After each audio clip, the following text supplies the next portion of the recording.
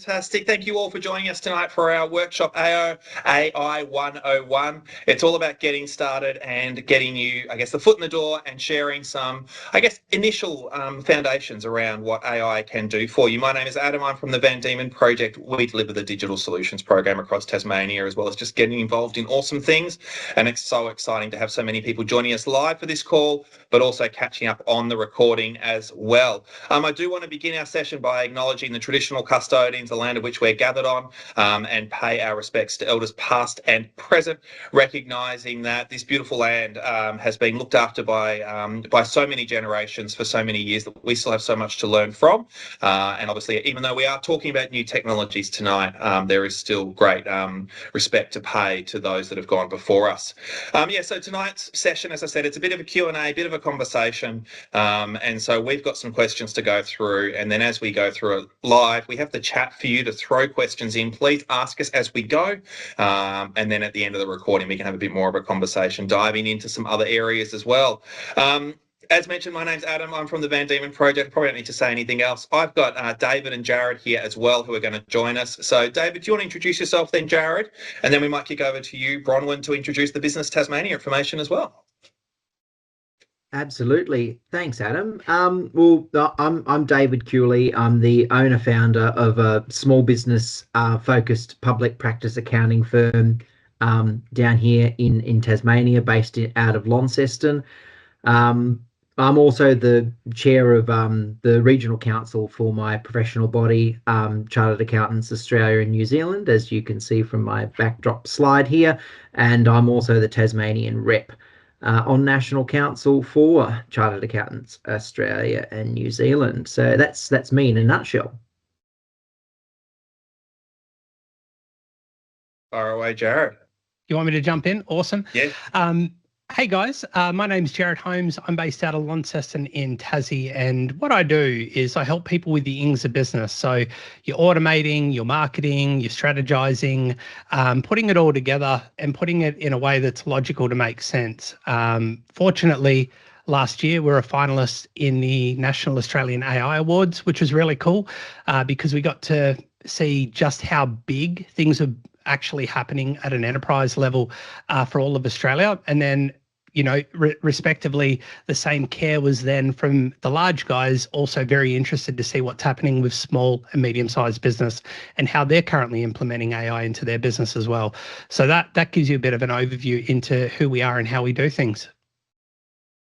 Excellent. Jared, then we'll hand over to Bronwyn. Do you want to introduce who you are, Bronwyn? Because I know you're going to probably pop up during this conversation, but love to introduce everything from Business Tas as well. Yeah, for sure. Thanks, Adam. It's great to be here, and it's great to see so many people here as well to learn about AI. So I'm from Business Tasmania. We're a service that exists to help small businesses, to help you, the small businesses of Tasmania, to start, run and grow your businesses. So my name's Bronwyn. I am the program manager of the service here, and I'm based in Hobart. So at Business Tas, we offer free, personalised and practical advice and support for all businesses, no matter what stage of business you're at. And we have a range of services available. We have a phone line available where you can call and ask any business-related question at all, and the team will do their best to point you in the right direction and listen to your needs and give you the support that you need at the moment. So we do a range of things. We run events, just like this one that we're collaborating with the Van Diemen Project on, and many others. We have an event calendar on our website, which you can check out to see any upcoming events and workshops, which are both online and in person as well. We provide connections and referrals through our service. So we have a lot of connections with other government services, and most of them are free, which is really fantastic. And I'll get into some of those services just in a moment. And I wanted to mention a really great place that you can go to for online resources and tools is the new Business Tasmania website, which we've proudly just launched and relaunched a revamped version, which we're really happy with. So you can go on there and find a range of resources on different topics to do with business. So we've got a section on starting a business, managing your business, employing people, things like finding grants, and also a tool to help you find the resources that you need. For example, some worksheets to help you with different problems in your business. One of our main services that we run in-house is called the Tasmanian Business Advice Service. And this service is a free service you can access, which gives you access to an advisor, and you can have a confidential conversation with them to get advice on any topic that you need help with at that point in time. So there are two streams of this service. There's one for intenders and new business. So if you don't have an ABN yet, or if you've had your ABN for less than 12 months, you can access up to 2 hours of free support through this service. And if you've had your ABN for 12 months or more, you can access up to 5 hours of free support. And this service resets each financial year. So at the 1st of July, if you've used your 5 hours or 2 hours of support, or if you've ticked over that 12-month mark, then you can access another 5 hours of support, which is really fantastic. We've got a range of advisors available, and each of them have their own strengths. So you can find all of the advisor profiles on our website, businessadvice.tas.gov.au for that one. And you can meet either face-to-face in your area or online or via phone as well. So there's a way to have lots of different meetings with the advisors in a way that works for you. And to access that, here's the website. If you don't want to do it online, you're more than welcome to call our team on 1-800-440-026, and the team will help you get signed up on the phone. All right, another program that's available to you is what we call the NILS program, the No Interest Micro Business Loan Scheme. So this is a program that's available to typically new businesses or those on low incomes. So if you are receiving government payments at the moment, then that makes you eligible for this program. And this enables you to borrow up to $3,000 with no interest to help get you started in business, to help get you started with your startup costs, things like insurance or registration or purchasing some equipment to help you scale up at that first step. So to set up for the NILS program, you do need to go through the New Business Support Pilot Program, or New Business Support Service, I should say, to get your application in. So if you're interested, you can give our team a call and we can help you with the next steps.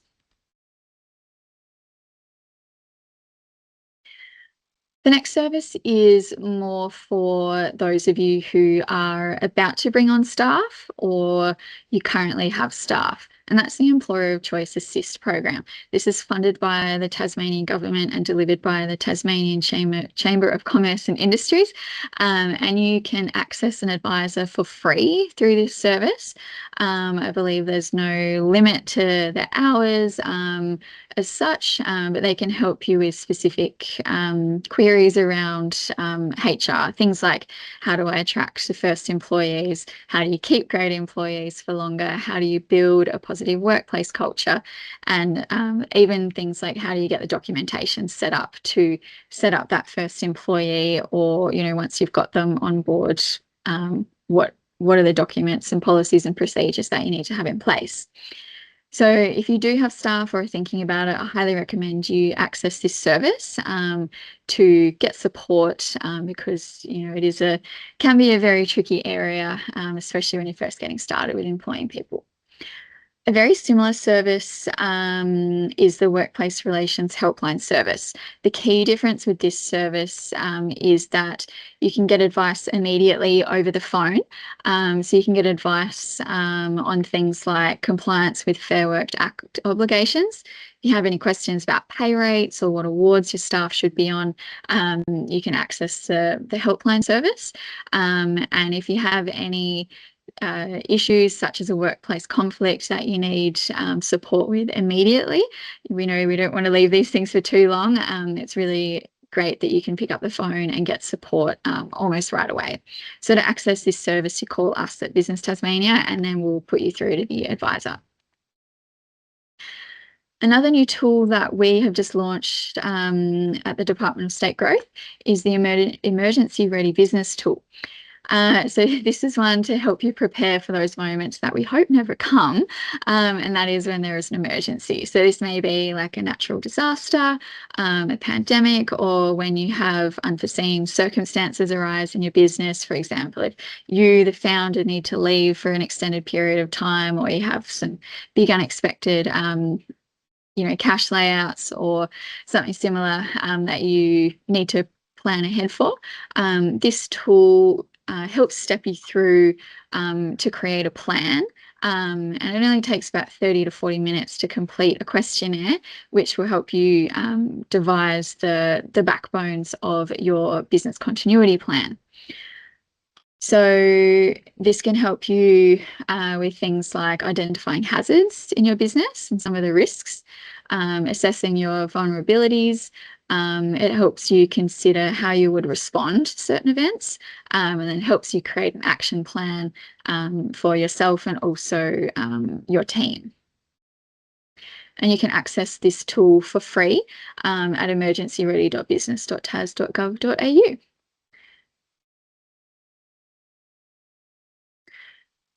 All right, as I mentioned before, we do host quite a few events throughout the year at Business Tasmania. So I've already mentioned the event calendar. You can see the link to that one here. You can also click through from our homepage to the event calendar. And I highly encourage you to subscribe to our weekly newsletter, because that's where you're going to hear about all the events first. That's our primary channel to communicate with you all. So if you're not already on our newsletter, I highly recommend you sign up, and also keep an eye on our Facebook page and our brand new LinkedIn page as well, where you can find out all about our events and any updates that we have. Now, I've just got a table here with a few of our upcoming events. These ones we are collaborating with Adam and the team from the Van Diemen project and Digital Solutions, which we're really excited about. We do have one coming up in Hobart next week, which is in person. And there's only a few spots left for that one. So if you're in Hobart and interested in coming along, I recommend you jump on probably today or tomorrow. However, anyone is welcome to join the online events that we have coming up, and you may like to take a screenshot of this one so you know what ones to sign up for if you haven't already. All right, that's it from me. Thank you for your time, everyone, and just want to remind you that you can give us a call anytime. We've got a team on the phones and the inbox 9 till 5, Monday to Friday, and we are very responsive and get back to you as soon as we can, if not right away. So if you've got any business challenge and you're not sure who to turn to, Business Tas is a great place to turn to first. All right, thanks for that. Thank you, Bronwyn. It's great to see the refreshed design. It's all good. The new website coming through and everything else, but also all of those services as well. And as it's good that there's so many things out there. And I think I've always mentioned this in many forums, but I feel like Tassie's got the best overlapping range of support and services, and also the collaborations. Don't worry, I have a slide towards the end about all of our upcoming events, including that Hobart one. What is probably 110, 115 odd people already registered for that big event in the room, which I'm really looking forward to next week. So no, it's going to be good, but it's good to be able to pull all these things together collaboratively and make these happen. So that's fantastic. I'm going to see if I can quickly throw my slides up, but I don't think my computer is working with me as I would like. And so I do want to kick us off by starting. Here we go. It's just loading in. So that we can get started around our conversation around AI. It's great to see some people have started to throw some questions in the chat. Please do that as we keep going. slides are going to be annoying for me, so I'm not going to worry about that. So with that, I'm going to roll through a bit of a chat. And as I said, it's all about a discussion anyways. But I want to start, before I lead into our questions, so David and Jared can put their feet up for a moment. So I just want to talk about what is AI in the first place, because I do think it's really important we get on the same page. Because AI, it's a buzzword. It's like the thing that we're all talking about. And it kind of means everything and nothing. But for today, what we are talking about is we're not talking about robots or science fiction or software that runs your business for you without you. We are talking about a set of tools that are really good at working with language and with patterns, things like writing, summarizing, explaining, organizing ideas and spotting trends, things that we have to do every single day in our businesses and in our lives. It's a really simple way to think about it is this, and this is, we've spent some time thinking about it. AI is like a very fast junior assistant. It reads a lot. It's quick to respond. It doesn't know everything about your business, and it definitely needs checking. It can't make all the decisions for you. You have to guide it. You have to frame it. It doesn't understand all the consequences that you know from experience and your insights, and it doesn't take responsibility like we do as business owners. You still do that. If you want to impress, it wants to impress you. AI is built on this idea that you pay the bill, so it's going to keep you happy. If you ask two different versions of the same question, looking for different outcomes, it'll lead down that path because you're kind of guiding it. It doesn't have that ability like we would as advisors and supporters to go, no, over here. I know what you're asking, but this is where it is. AI doesn't do that. That's what we have to do as humans.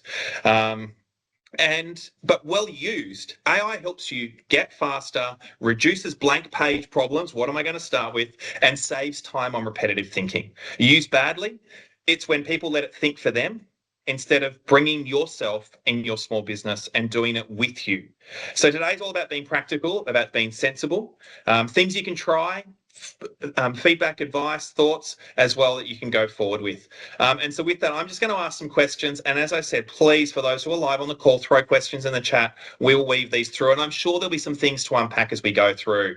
And so I know that you both played different roles, Dave and Jared, with businesses. Dave, do you want to kick off with this first one, which is where is AI already showing up in small businesses, whether people realize it or not? Ned, unmute yourself, Dave. Yeah, that would be a good start to the situation. Yeah, thanks, Adam.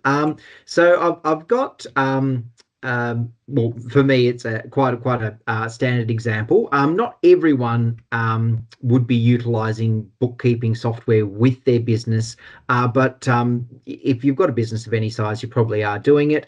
Now, I'm sure we remember for a long time that when you'd go to reconcile and code your transactions, that you would be getting more or less accurate suggestions as to what those transactions could be relating to. And some of us may have noticed that in recent times, those suggestions seem to have started to really sharpen up in their accuracy. And this is because those automations are being piloted not only by feedback within your own software, but feedback more broadly within your industry, other Xero users. So it's a pool of knowledge that is helping provide better suggestions as to how those transactions are allocated. And this is very much how AI is walking onto the scene. And I think in many ways it's good because it's very difficult to find new products and new avenues into your business. Finding existing structures that are integrating this capability in a way that is familiar and adaptable to your business, that's the way that people are doing it without realizing it and benefiting from it. So would you have another broad example about how that's happening in your space, Jared?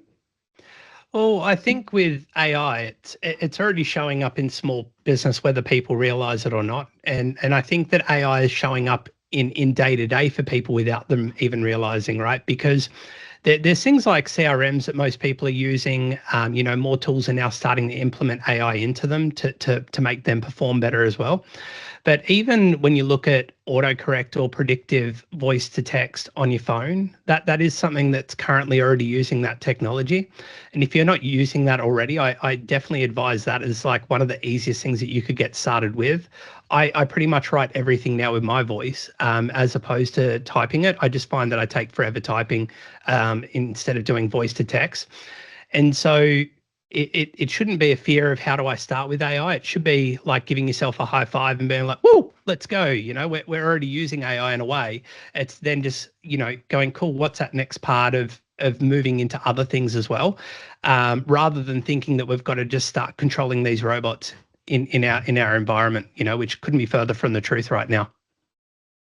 That's really good. And quickly coming through the chat is some of the platforms that people are looking at and what they're using. So probably as a quick run through, obviously ChatGPT is probably the one that burst on the scene a while back now. It feels like a while back. It's not really that long. And that's often probably the common one that many of us have played with and used. I know that there are a range of platforms, and Dave and Jared, jump in where you need to in this regard. I know we typically use Copilots because it's the same model as ChatGPT, but it's built into the Microsoft ecosystem, so it's reading your Outlook emails in a secure sense. It's looking at your SharePoint files, and it's integrated into that space. And I find it so helpful to be able to press search and find an email. It's quite slow when you think about it now, and the ability to be able to quickly pull it together and go, actually, you're not looking for this email, you're looking for that email. It's like, yeah, I'm an idiot, aren't I? So having that sort of stuff coming through is really helpful. Obviously, then in the Google ecosystem, you're over there, and then you've also got there's a Claude as well that's coming through, and Grok. There's a whole heap of different platforms. There's a whole heap of privacy stuff that's really important to consider with this, I think, for anybody. I don't know where you guys stand with some of these things, but I just keep finding it's something we're going to be aware of, because if we're using the free platforms, we're throwing stuff into a big database and building it. So do you guys have any quick sort of things around that? I know we're jumping straight into the depth, but this is where the questions are going, so let's go there. What are you using, and what are you doing around the privacy side of things? Maybe Jared, do you want to fire off first? Yeah, cool. First of all, I pay for everything purely because I think that the security is a really important part there. And it's very cost effective. When you're talking about, GPT as an example, it's like $20 a month. I seen someone in the comments, I think it was Flavia, mentioned that they're using Perplexity. I went to an AI event in the Goldie last year, and they were talking about Perplexity, and we're running through some use cases. I do encourage you that if you're going to get AI to start doing stuff for you, to definitely keep an eye on it. The gentleman beside me had 3 proposals that he agreed to at 3 different price points, but he didn't do it. Perplexity wrote it and sent the emails off. And then his wife rang him up mid while the event was on to swear at him and go, why did you agree to those things? He's like, what do you mean? So again, you almost need to treat AI a little bit like a 3-year-old at times, and keep an eye on it and make sure it's not doing anything too crazy. But AI, as you can appreciate, for us, we do a lot with AI. So we do voice agents, we do GPP optimization and chat agents and things like that. And I don't want to go into those things because they're things that you look at when you're ready to look at those things. But there's so many things that you can do before you even go into that realm that are very cost effective and what I like to call move the needle. So even when you are then putting together information using AI, Copilot, GPT, whatever the case may be, you're creating a conversation where it's getting your creative juices out so that you can then finish on something that you're happy with at the end of it.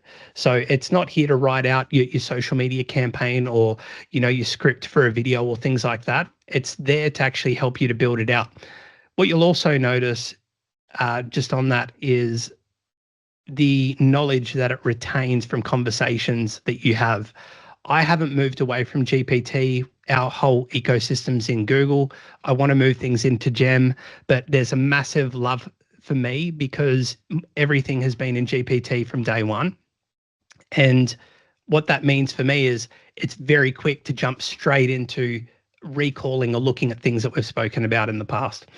So I don't think that you need to pick any AI source and go, oh my gosh, I'm tied to this thing.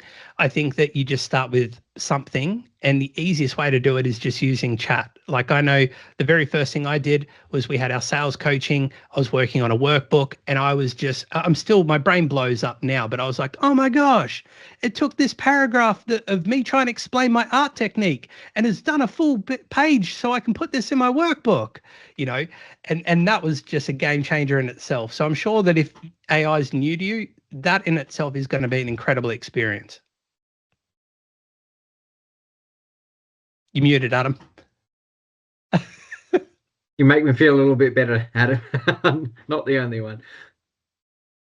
What do you think, Dave? Where are you using it? it is you. Jared raised a really interesting concept, in as much as the two major accessible platforms out there are like the ChatGPT OpenAI platform, and then the Copilot within Microsoft. And firstly, yeah, if you're using a free product, it's not going to be wise to use sensitive information within that context, because it's being scraped and used to feed the algorithm, and you wouldn't want that with your personal information, and certainly wouldn't want that with your client's confidential information. But a really interesting paradigm's opened up for my accounting practice, where we've found really good use for the Microsoft Copilot within our Excel work papers and our Word document templates and notes. It pulls all of that information together, and our emails in Outlook. It's all really good. But then on the other side of the fence, we've got our Xero software that has all of our clients' financial data in it, and the Xero Jax AI is powered off a OpenAI ChatGPT version. So it's like we're now exploring ways where we might be able to hang our Excel and Word work papers within the Xero sphere, so that the OpenAI powered Jax AI within Xero can be able to analyze financial data, but also have access to our work papers and client documentation. At the moment, we've got a little bit of a split, a little bit of a separated software stack, which isn't great. But this is where, as you build these capabilities within your business, you've got to be having an eye for where technology seems to be developing, and make sure that you aren't creating those information schisms, so that you're more or less having to do your financial information one side, do your work paper and client documentation the other, and then maybe try and cross feed to get a holistic approach. So yeah, that's something we're definitely working on to try and improve that within our business activity. It's really good, and obviously that's for you guys thinking and sharing from where you are. I'm really interested in probably coming back to the group that's on the call, and who we've got going, like across a normal week running a small business.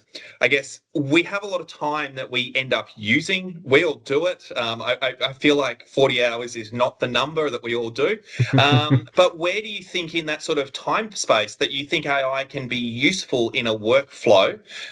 Just thinking about sort of just some practical areas where it doesn't change everything, but it just is helpful. And so, well, Jared, you've got your hand waving. Make sure you come off mute and throw it out there. What can everybody do this week with emails? AI?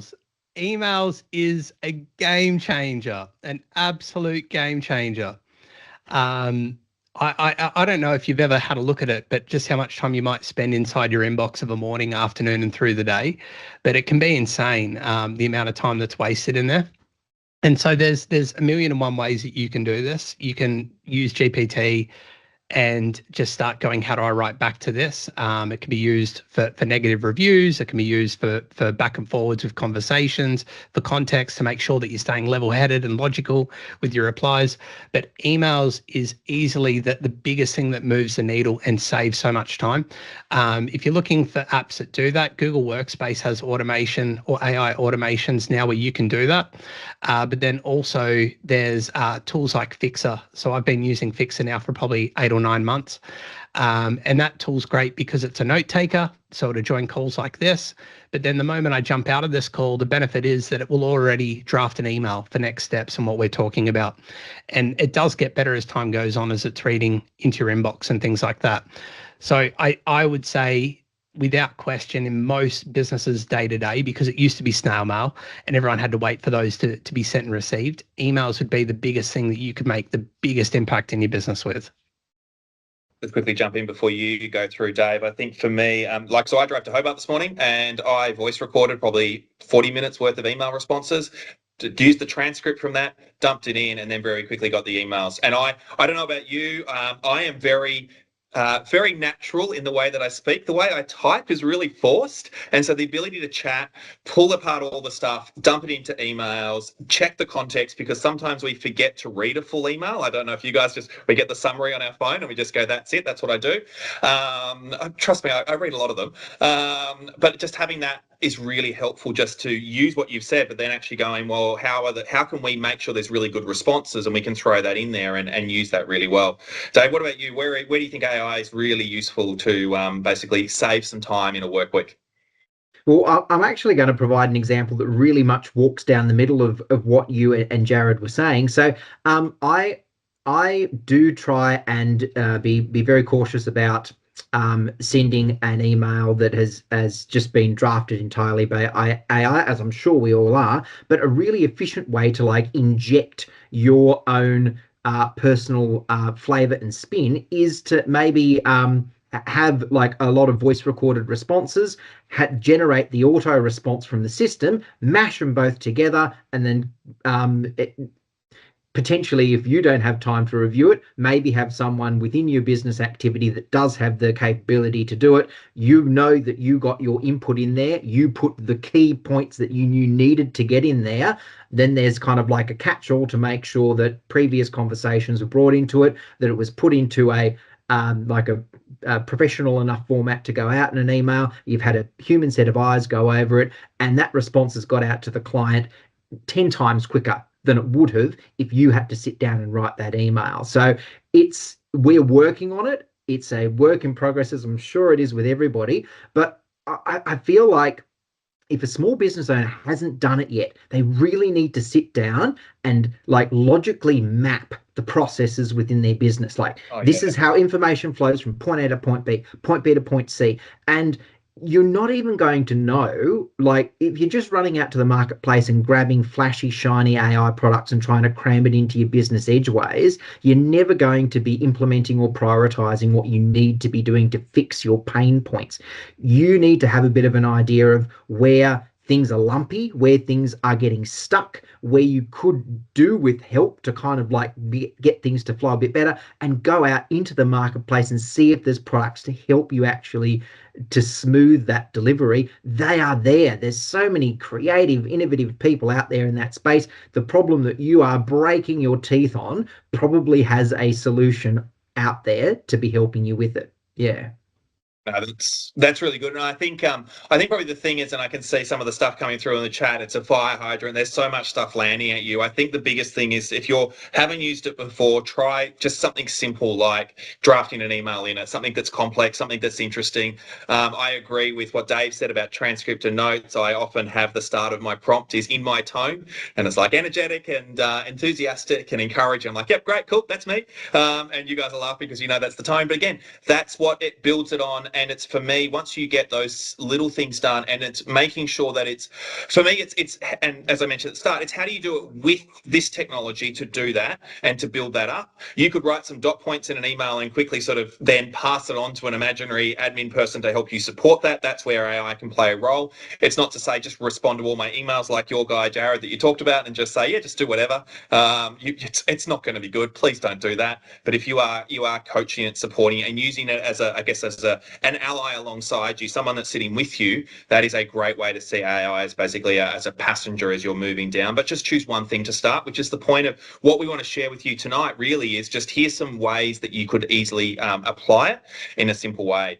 I do want to pick up the next thing that's coming through in the chat is around anything from the design space that you're seeing coming through. And again, knowing that there is so much in this space, and again, want to keep it really sort of entry level. But I know one of the things that I keep seeing is I actually find it's really great to sort of draft some basic designs and things like that. And you can do a lot of fun stuff in personal.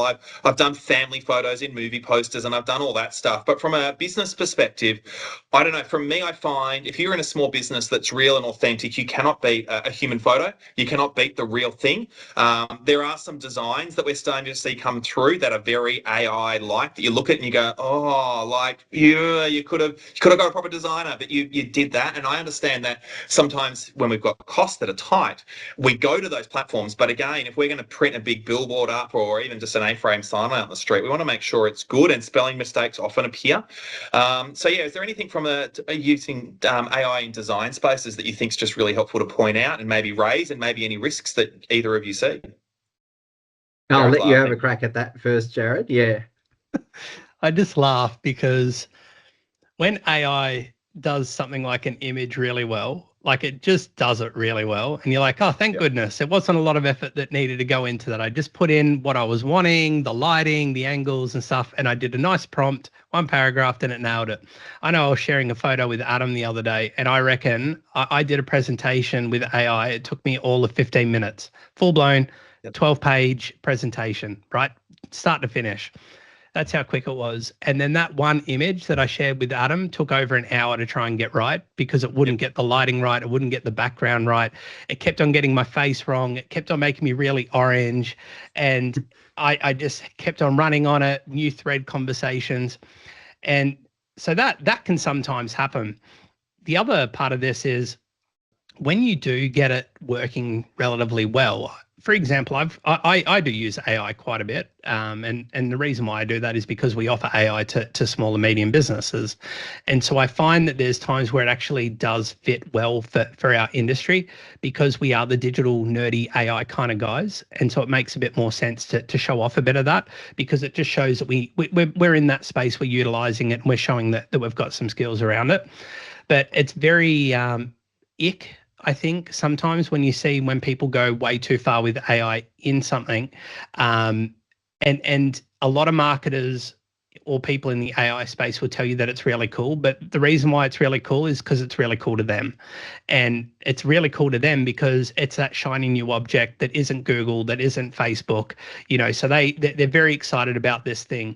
But Australia, I've been in this space now working with Aussies and then people in other countries.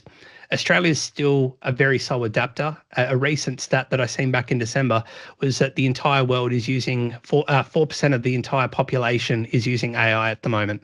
So the opportunity is huge, and it's very, very small, the amount of use that's being used for it right now. But you can, like, I've got a terrible image of me, a selfie, and it is the best image to use for creating images. But it is the worst photo in real life of me that you could imagine. And my wife always gives me shit saying how horrible I look in that photo. But every time I put it in, it spits out a cracker of an image. So again, it's trial and error. It's just using that to then see how that works. Ewan, the tool that I use as well, I just seen your comment there. That tool's called Gamma, but again, Gamma's only as good as the information you feed it. So again, you would want to have good direction on your presentation, what it is that you're trying to share, the slides and the content that might be within those before you go moving into that platform to try and build it out. Oh, that's really good. I must say, I did like that. I was looking at it on my phone, and the Gamma switched it to the different angles and everything. It was really great. But I agree 100%. I feel like that's like the fundamental thing that sits with all of this. AI is only as good as what you give it. If you go, do this for me, it's only going to give you the response that it thinks you want because you haven't told it that much. And the detail stuff is really important. Dave, do you have any insights around design stuff? I feel like it's not your space, Yeah, but I think I should probably just clarify. I was going to say, as an accountant, I need to tread very carefully in this space, but I think that's a really good example. For instance, like this last Christmas, I was able to generate an image in Canva that was like a lovely Christmassy image of some Christmas trees and an envelope, and it was in brand colors, and it sat on our email signature, and low stakes, that was good. However, over the same period of time, I was designing a couple of pull-up banners, and like heck, I was going to be asking AI to be helping me to do that. Potentially, the designer I engaged to do it may have been able to utilize the tools to help them, but that's not my space. And I think this is where sometimes people think that AI is going to turn them into an expert in every single field, and could not be farther from the truth, in as much as if you're looking for a quick mock-up budget in regards to your business, you can be using Jax in Xero to help you do that. But if you're lodging your tax return, you want to go to an expert. So you look at the stakes, you look at who you need to be helping and who you need to be going to. And certainly the answer to every question isn't AI. Yeah. Well, let's keep talking about that answer then, AI, as we roll through. I feel like we've talked a little bit about the rules of thumb as well, which I think has been really good. And I think obviously just to clarify, to make sure that as you are doing this, one, be very careful of the sensitive information. I know we've had a couple of conversations around that. And so make sure that you are just thinking of where the data is going. I know I recently talked to a friend of mine that was looking at grant proposals, and typically the grant proposals were writing each other because they were using the same AI platform and they were using it for free rather than actually on really quality individual data. So I definitely recommend, think of where you're putting the data, always look through what it comes up with. Do not expect it to get it right the first time. I actually probably think if you are putting one prompt in and you get the response right, I don't think it's the right response, and I think you need to go and just double check things. Typically, like it's for me, we use search engines as we type something in and it spits back a series of results, and we're used to that in our world. AI is iterative, so keep challenging, keep doing it. Maybe Jared trying to remove all the orange from his photo, maybe just think of that constant refinement. Give it a couple of goes to go, wait a minute, no, this and this, to keep getting that feedback to get that right. And make sure that you maybe use it to think through things, but don't make the decisions and go, hey, what is the decision to make? Because that's not how AI is good for, and it will just tell you what you want it, what it thinks it wants you to know. And so as you are going through this, just really think about how you can use it to build in. And then probably the last thing is probably, again, if you've got internal stakeholders or people that you talk to on a regular basis, my last sort of probably tip in the rules of thumb is use it with like internal people so they can call you out. Your team will call you out far quicker than your customers, and I don't want the wrong thing to go out to customers. So I definitely recommend that as we think through this, as we're going around. There is a question here that's come up in the chat, Dave, was a little bit further on, and I'd throw it to you. AI, and how can we be using AI tools with our accounting? Because I think there's a lot of stuff that we don't want to be coding and typing and writing on a regular basis. We want to spend more time in our business and doing the cool stuff rather than getting stuck with our financials. And so where is AI helping, and where could our, I guess, business owners use that and see that pop up? Yeah, so there is a function in Xero where you can turn on auto coding, and it will actually code and reconcile and put those transactions away without you being able to review it. I would say don't immediately go to that. Make sure that you are, if you're just starting to get familiar with the product and you don't have confidence in the auto prompts, make sure that you are reviewing every single transaction and analysing where they're getting what they're pitching to you. But if there's a situation where you seem to be getting 90% of those transactions correct, honestly, when a client brings their Xero file for us to lodge their BAS, they're going to have made 10% of errors anyway, regardless of whether it was the AI or they that did it, and we act as that review and catch for them. So if you make sure that you're getting most of it correct, and you've got a check and a balance in the process where a human is coming in to actually make sure that that 10% is being picked up, you can with confidence throw that ball to AI and save yourself so much time. So without me saying everyone run to their Xeros and turn that auto function on, if you've been using it for long enough and you've got that confidence in the auto coding suggestions that are coming to you, and you've got that safety net, someone is checking it before it gets lodged with the ATO, do it. And imagine how much time you spent in the early days in Xero, particularly for people that have been in business for 5 or more years. Imagine all of that going away and that just not being something you have to engage in anymore.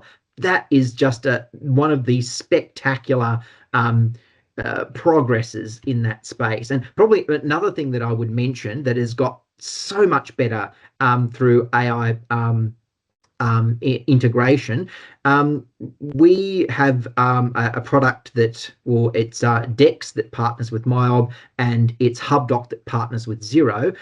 You scan your physical documents into that, and it actually recognizes the amount, the supplier, all of those source documents, and it fires that information at Xero, and it has another source for improving the accuracy of how those transactions through your bank feed are getting coded. And like source documentation matching with bank document transactions, that is gold dust. That's where you get the high levels of accuracy. And again, a lot of small business owners can be a little bit fast and loose with that source documentation, and only produce it when we have questions to ask and go to them. But this is where you get to introduce it to the process in a very low effort type of scenario, just scanning all of these documents through. And again, you don't need to be physically scanning it. If you've received it via email, you can just forward the email to HubDoc. You're just feeding more information into the process, and you are exponentially improving the accuracy of how your accounting information is being coded. That was a very long-winded response, but I could talk for hours about this stuff. I know you can, Dave, but I think we're reinforcing the same things. It's building on behaviours. It's building on provided information over time. I know with some of my stuff, it's invoices from the same people, coded in the same way, that repetitive task. But as you've reinforced, as the accountant, I do not know what I need to do with that. I apologise for all the invoices that I send you wrong, Dave. But on the other side of it as well, that's where for me it goes, but I know someone's going to double check it. And that's where we're reinforcing this to double check, to make sure that you're not just trusting the output, that you are going through. And then I'm just going to pick up another question from the chat, and Jared, I might throw to you this one. There's a question from Nick about any courses available for best practice for prompting. I feel like, one, there's a whole wealth of resources online, but maybe what we can do is go through just briefly and go, what are some sort of hints or tips from your perspective about getting good prompts and getting good results back? I think the only good prompt that you need really is for photos when you're using AI. And the reason why I say that is when you get a good prompt for images, that someone's already done it and tested it and got a result from it. So it's almost like a copy paste scenario, and then you just upload your image. I think that prompts, it was so interesting when AI became publicly available, because nearly every man and his dog were offering the 100 master prompts for an ebook as a lead magnet source. When it first came out. And I also was one of those people that was one of the people that bought one of those books.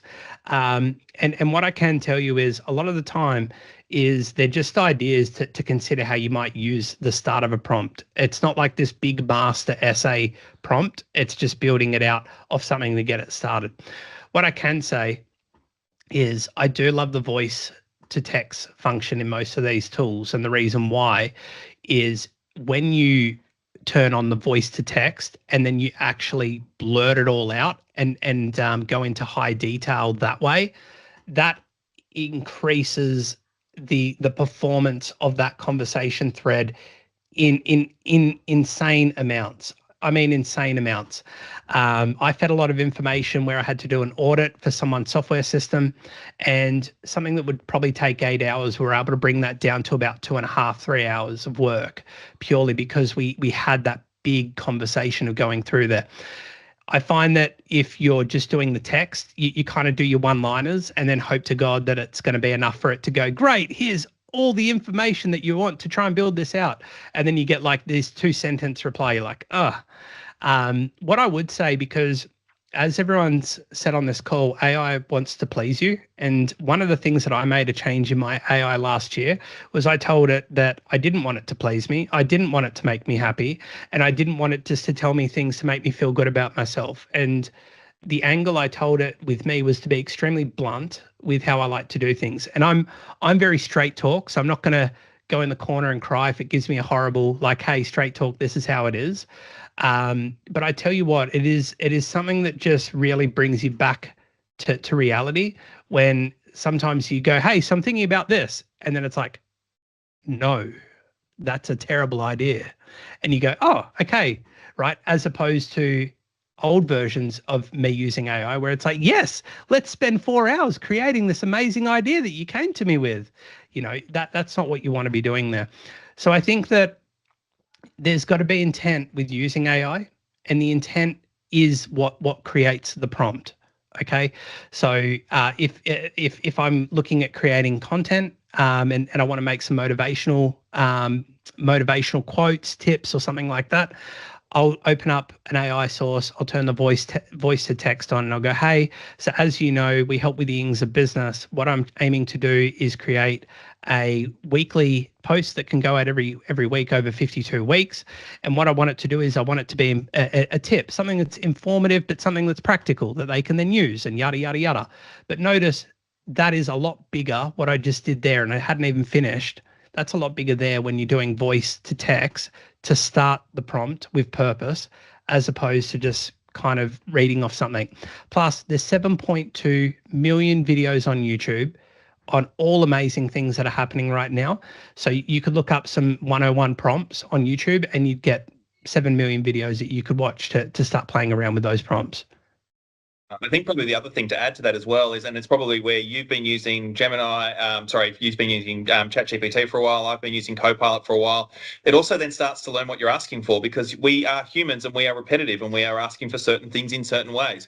I was going through preparing for a presentation and all of a sudden it's like, here's the slide notes. I'm like, that's my next question. It's not what I was going to ask you now, but thank you very much. So I really appreciate that. And I think that's the thing. And so maybe that's part of it as well. I like where you're going with the depth of the prompts and the information that we share. But I also think that that's the other side of it. As we are using it regularly and refining it, and it's kind of like, wait a minute, you've told me 5 times that this is what I meant to do. I'm now going to do that regularly. I feel like there was a prompt that we used to always have to say is use Australian English, and now it's not a thing as much. I don't find it because it's understood it. But again, this is where for me that's probably the other side of it, is it does take a little bit more to keep working through and refining that, and it will learn what you're asking for and going through. So I do want to respect that we did say that this would be an hour. I knew that we probably would be having a very long conversation, and I don't think any of us are running off quickly for questions, but I probably want to wrap up with this one question around, if people are going to leave with one question, the M dashes, yes. I've heard some really interesting conversations on M dashes. That's a whole nother thing for another call. But if you are going to leave this call with one thing that you are shifting around AI, what would you be sort of suggesting and recommending for that?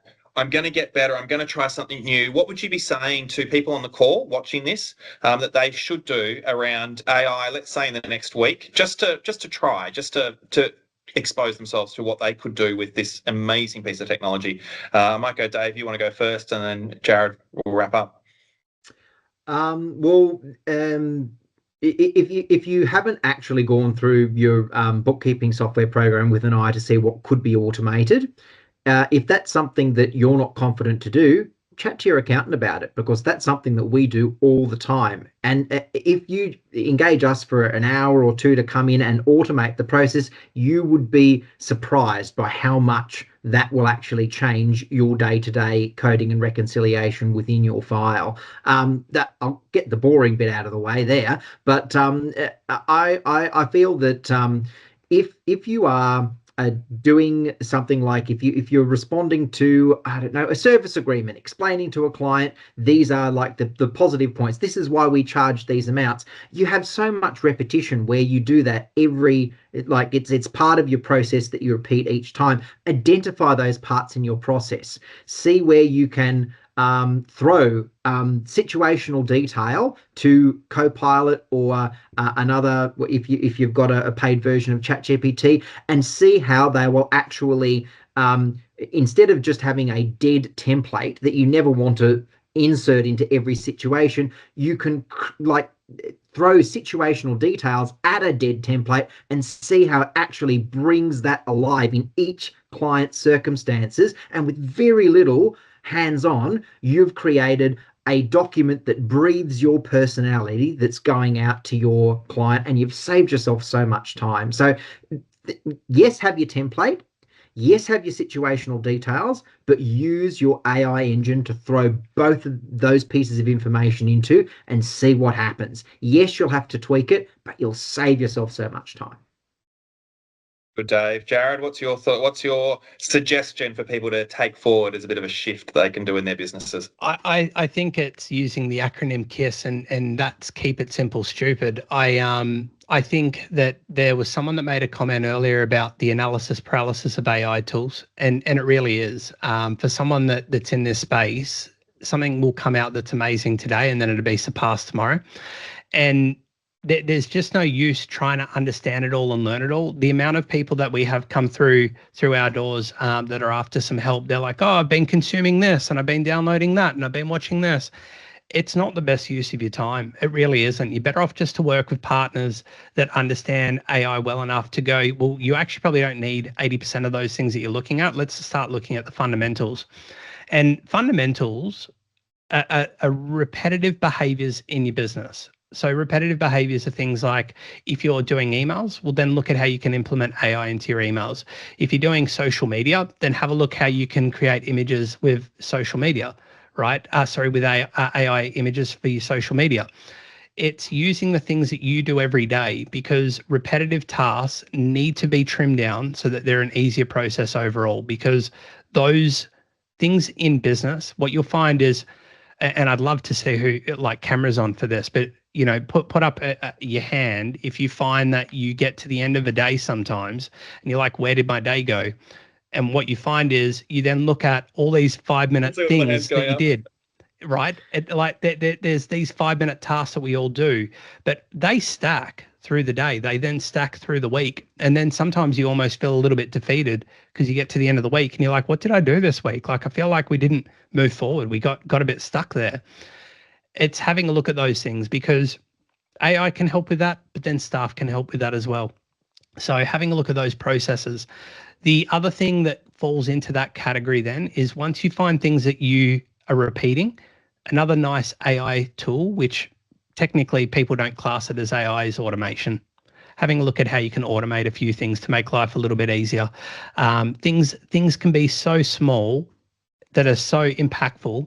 For example, when someone's on your website and they fill out a form, just having an email go out to them to say, hey, we've received this, and a text message, it's something that takes very little effort to set up, but it means that that person knows that they've been acknowledged and they're not going back to Google to then go into the next person and then ask them for help, right? So there's just those little behaviors that you can look at where you're streamlining the process a bit more. I think probably where you're going with that, which I think is something that keeps coming up in some of my conversations as well, is I think, and I know I come from an education background, we're always seeing all these fancy things, but I think what you said before, Dave, about the processes that we use, where can we apply it in our workflows rather than what are the tools that are amazing to do stuff with? Like, I had to play with Lovable yesterday. It was great fun. I don't need an app. I don't know why, but it was great fun for 5 minutes. But again, that's where, for me, I think so much of this is, and this is where I think the conversation that we're having again comes back to, where is this going to help us today? We can play with all the games, we can do all that stuff, but we have businesses to work on and deliver and do stuff with.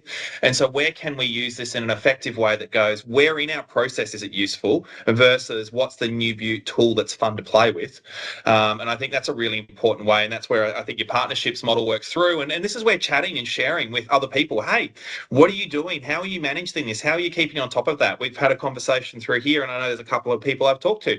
For me, building keywords on websites, it's so much easier now to drop a whole page of text in, check keywords, go and have a look at Google Trends to make sure they're right, and then making sure that those words that you would never use, because we don't talk like that, but guess what, every customer Googles that way, how do we weave that into our website? And again, that's a really quick, simple way that we can integrate it in, because otherwise you would have to sit there and go, we've got to stick that word and that word and that word, and that's where, for me, I go, that's where it's useful in our flow and our process that accelerates us through, but it doesn't say, hey, go and use this and completely revolutionize your business. It's just going, do what you're doing, but better, and spend more time doing incredible things that you do is really, really important. So that's that from there. I am going to quickly say is there any final points, Jared or Dave, you want to share before I wrap up and try and throw some slides up to give you some hints of what's coming up next as well?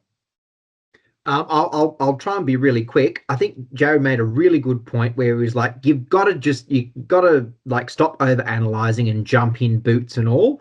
But also, if you're trying to implement something within your business to try and get you to from point A to point B, and it seems to be really sticky and there's difficulty doing it, AI is really revolutionizing the entire processes within many business activities. Sometimes there can be a bridge that's been built from point A to point C that's knocked out point B knocked out point B altogether, and you've been struggling to try and make that connection between point A and point B, and the solution is there. So again, identify your pain points, jump in, be having a look at how these products can be helping you. But if something's sticky, be going to your peers, be asking what other people are doing, because you might be down in a clogged causeway while a bridge is being built over your head, unbeknownst to you. And Jared, anything to final wise words? Yeah, I think that the biggest thing that we need to remind ourselves is that people in business want connection. And connection is relationships, and relationships come from interacting with one another. AI won't deliver that. It doesn't have the build to be able to do that. And I can tell you right now that we've had, I think, 56 people on this call, and then we've had 3 people that have been talking it up for the last hour. That you guys absolutely would not still be on this call if we were all robots just bouncing around like a podcast session between 3 robots. It's just not how it works, right? People want to feel valued. They want to be appreciated. They want to feel connected, and they want to feel like people are hearing where they're at and where they're trying to get to. And that's what your business is providing. And that might sound cliche and that might sound a bit lovey-dovey, but that works across anything. Like if we're talking about retail, you could literally turn someone's day around by helping them purchase the best thing. If you're talking about a service-based business, it could be that they've got like a pipe that's exploded in the back of their house. They want to know that someone's got their back and coming out there to do that. So AI isn't going to be replacing businesses. It is going to be an aid to help you to be using it more like a strategic partner, so that you can make those processes easier and better for yourself and also for your clients. And that in return will give you more time for communication, and that will give you more time for relationships as well. Add anything on that, because that is some very wise words there, Jared. So thank you very much for that, and Dave, for your contributions as well. I'm just going to wrap up with sort of a couple of things that I want to throw into the recording, and then we're going to open up for any questions that you all have. As mentioned at the start, this is part of a series, and so I've got the slide here with all the events. I know Bronwyn ran through them earlier.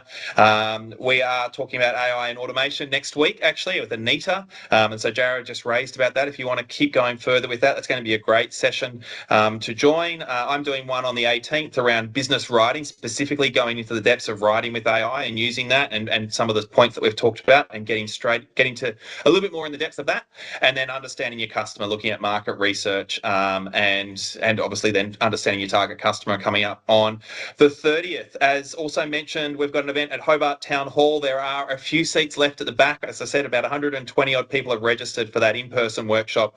We're going to cover off how to understand your audience and just the fundamentals. If you're already doing stuff in digital marketing, come and use it as a checklist and a refresh to make sure that you're on track.